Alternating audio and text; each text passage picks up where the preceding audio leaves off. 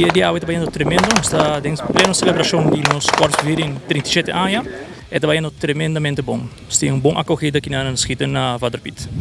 Quantos distritos não está bezig que está participando? Bom, hoje nós temos um tour team está presente, nós temos Distrito 1, Playa, Distrito 2, Norte, Distrito 3, San Nicolás, Distrito 4, da Santa Cruz, nós temos Distrito 5, com da Bijzondere Diensten, e também Team 6, com da DCR, Divisie Centrale Recherche e Divisie Algemene Recherche junto.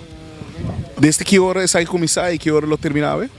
Bom, nós começamos 9 horas e terminação do evento está depender da ronda que está batendo aqui na que está tomando lugar para trás. Quantos participantes mais ou menos tem por Tinquinave? Bom, hoje nós estamos contando com mais de 30 participantes de diferentes distritos. Explica-me, com bastante conta, nós temos conta a base de ponto, é melhor tiro, com esse grau. Sim, correto. O evento está o seguinte, cada time está a 60 tiros, então cada tiro está vale ponto.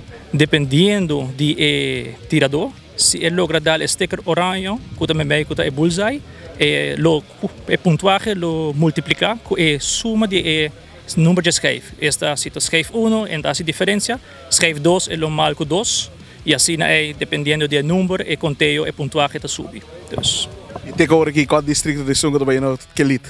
Bom, tem agora que não tem vista de bagele, pero mi por vista sim que tem tremendo tirador aqui e o colega também está enjoy do momento também para sharpen up nas skills aqui. Dus é win-win. Kiko tem mais de espera para o resto do dia aqui? Bom, depois de skate aqui ainda nós temos evento e weekend aqui. Nós trabalhamos na Flatstone, nós trabalhamos de 10 horas de manhã até 10 horas da noite. Nós trabalhamos em Sabra kickball, tremendo kickball, nós trabalhamos wega de distrito na tropa que estou jogando, pero também nós temos combinado com pari wega de amistoso. E também nós estamos com domingo com softball, com tremendo partidaço também aí na mesmo coisa também o time não jogando para eu quente é campeão algemeen de Fulle Corpus Viring e também juntamente com alguns partners que está bem join nós para um amistoso também. Kiko é mensagem que eu quero dar ao colega?